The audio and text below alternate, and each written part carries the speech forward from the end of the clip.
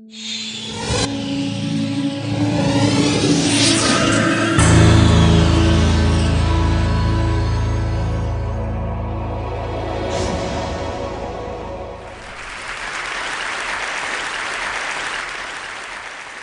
was here 4 years ago, and I remember at the time that the talks weren't put online. I think they were given to TEDsters in a box set of DVDs, which they put on their shelves, where they are now.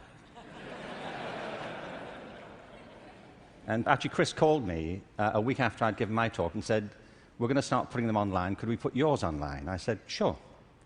And 4 years later, as he said, it's been seen by it's been downloaded 4 million times. So I suppose you could multiply that by 20 or something to get the number of people who've seen it. And as Chris says, there is a hunger for videos of me. You know.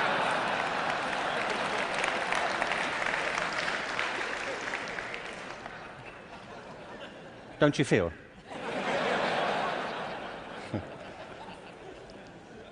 So this whole event has been an elaborate build-up to me doing another one for you, so here it is. Al Gore spoke at the TED conference I spoke at 4 years ago and talked about the climate crisis, and I referenced that at the end of my last talk. So I want to pick up from there, because I only had 18 minutes, frankly. And so as I was saying,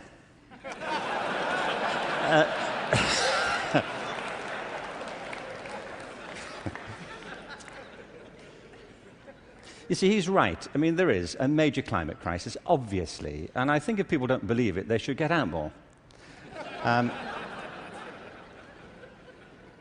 But I believe there's a second climate crisis, which is as severe, which has the same origins, and that we have to deal with the same urgency. And I mean by this, and you may say, by the way, look, I'm good. You know, I have one climate crisis. I don't really need a second one. But this is a crisis of not natural resources, though I believe that's true, but a crisis of human resources. I believe fundamentally, as many speakers have said during the past few days, that we make very poor use of our talents.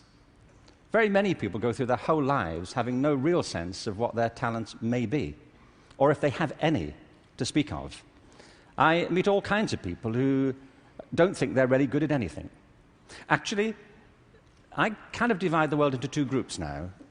Jeremy Bentham, the great utilitarian philosopher, once spiked this argument. You know, he said there are two types of people in this world: those who divide the world into two types, and those who do not. Well, well, I do. And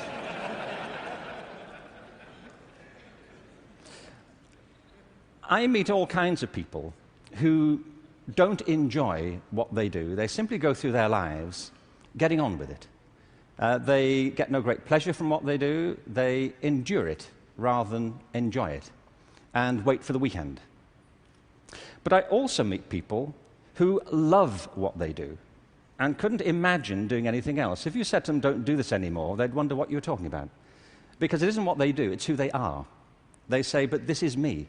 You know, it would be foolish for me to abandon this because it speaks to my most authentic self." And it's not true of enough people. In fact, on the contrary, I think it's still true of a minority of people. And I think there are many possible explanations for it, and high among them is education. Because education, in a way, dislocates very many people from their natural talents. And human resources are like natural resources. They're often buried deep.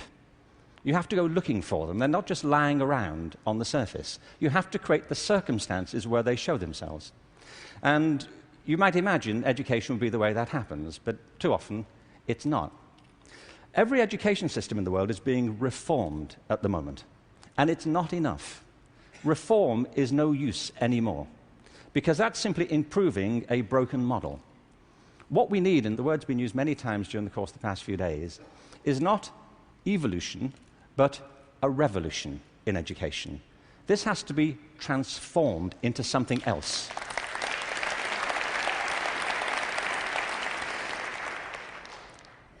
one of the real challenges is to innovate fundamentally in education. Innovation is hard because it means doing something that people don't find very easy for the most part. It means challenging what we take for granted, things that we think are obvious. The great problem for reform or transformation is the tyranny of common sense. Things that people think, well, they can't be done any other way because that's the way it's done. I came across a great quote recently from Abraham Lincoln, who I thought you'd be pleased to have quoted at this point. He said this in December 1862 to the second annual meeting of Congress. I ought to explain that I have no idea what was happening at the time. We don't teach American history in Britain. We suppress it. You know, this is our policy, so...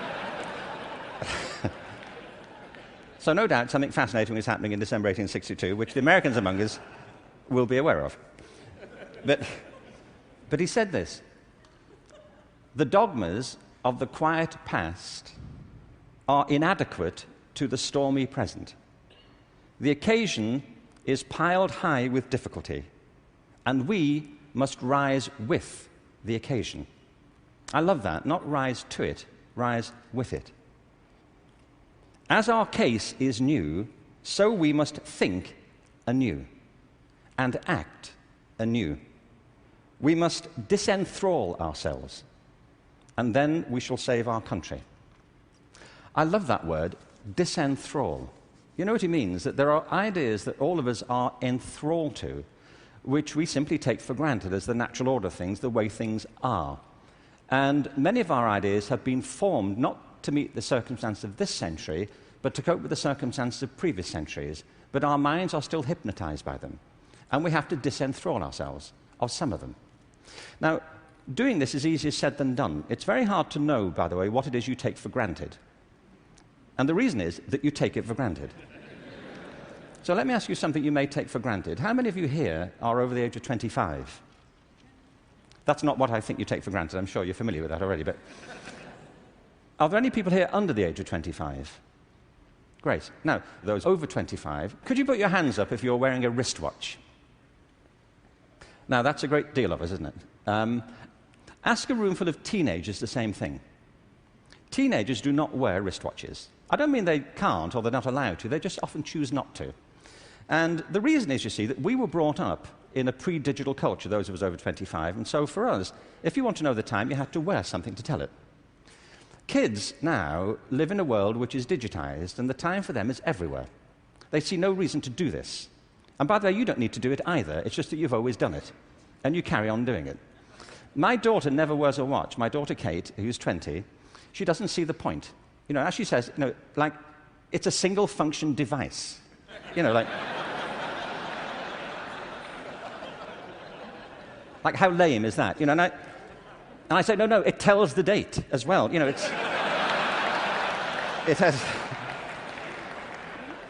has multiple functions. But you see, there are things we're enthralled to in education.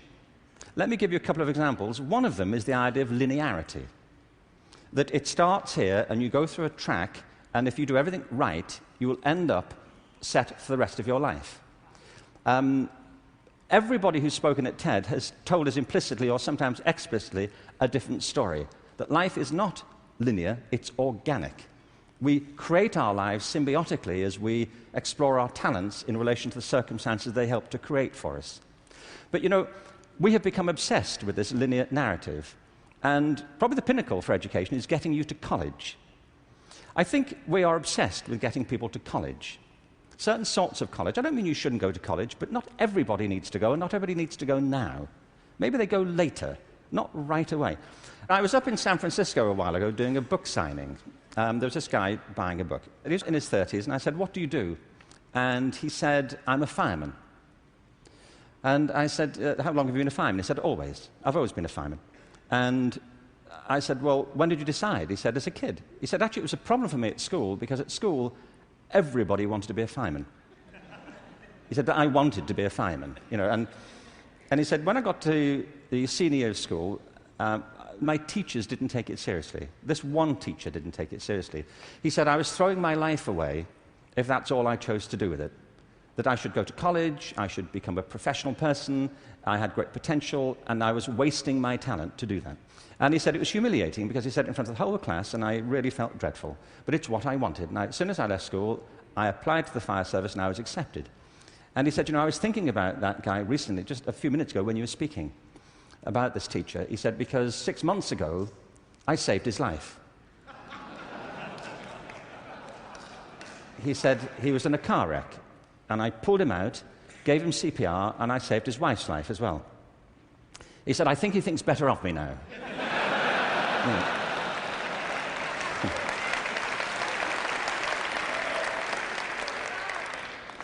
You know what I mean? Human communities depend upon a diversity of talent, not a singular conception of ability. And at the heart of our challenges, at the heart of the challenge is to reconstitute our sense of ability and of intelligence.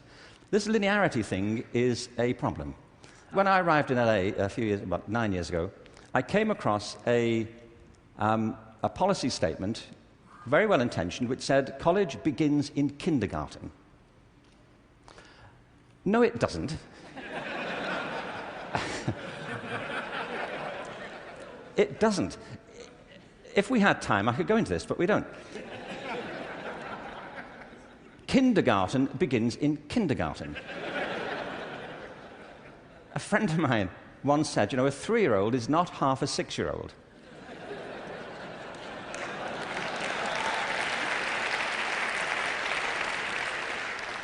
They're 3. But as we just heard in this last session, there is such competition now to get into kindergarten, to get to the right kindergarten, that people are being interviewed for it at 3. Kids sitting in front of unimpressed panels, with their resumes. Flicking through it, saying, what, this is it?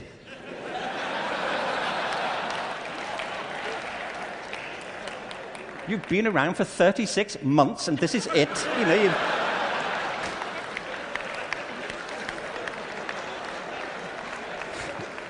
You've achieved nothing.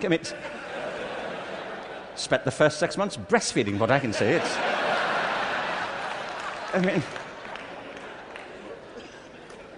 It's outrageous as a conception, but it tracks through. The other big issue is conformity. We have built our education systems on the model of fast food.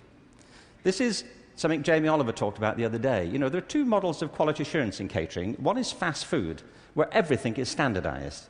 The other are things like Zagat and Michelin restaurants, where everything is not standardized. They're customized to local circumstances. And we have sold ourselves into a fast food model of education. And it's impoverishing our spirits and our energies as much as fast food is depleting our physical bodies.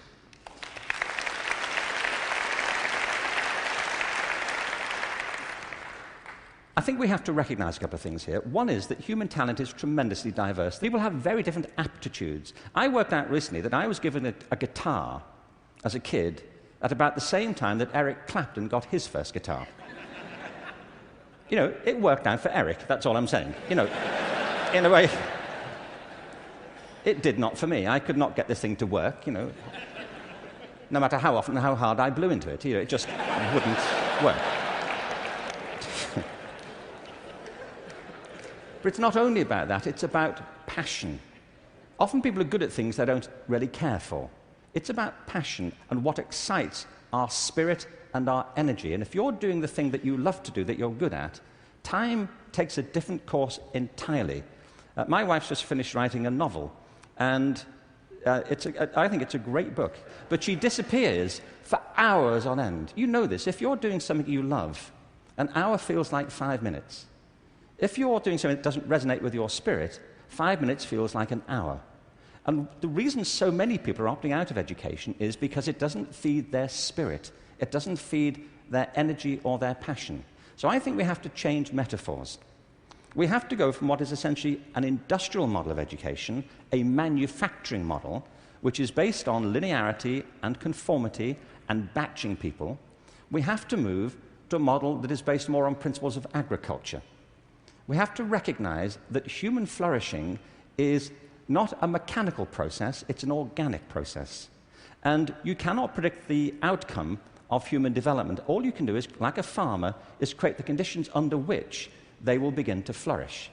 So when we look at reforming education and transforming it, it isn't like cloning a system. There are great ones, like KIPS. It's a great system. There are many great models.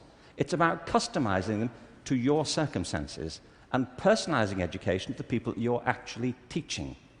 And doing that, I think, is the answer to the future, because it's not about scaling a new solution. It's about creating a movement in education in which people develop their own solutions, but with external support based on a personalized curriculum. Now, in this room, there are people who represent extraordinary resources in business, in multimedia, in the internet. These technologies, combined with extraordinary talents of teachers, provide an opportunity to revolutionize education. And I urge you to get involved in it, because it's vital not just to ourselves, but to the future of our children. But we have to change from the industrial model to an agricultural model where each school can be flourishing tomorrow. That's where children experience life, or at home if that's where they choose to be educated with their families or their friends. There's been a lot of talk about dreams over the course of this few days. And I wanted just to, very quickly, I was very struck by Natalie Merchant's songs last night, recovering old poems. I wanted to read you a quick, very short poem from W.B. Yeats, who some of you may know.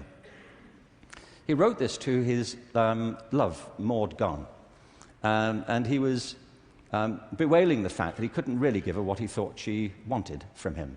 And he says, "I've got something else, but it may not be for you."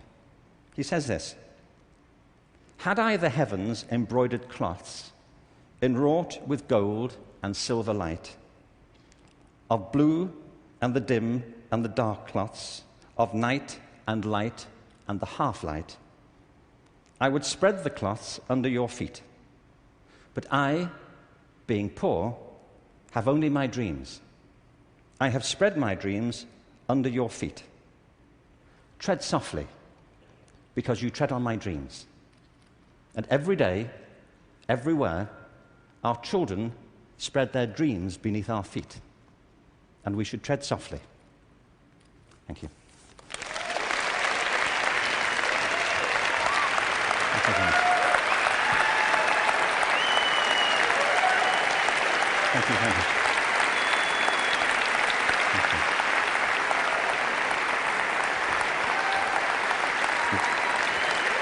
Thank you very much.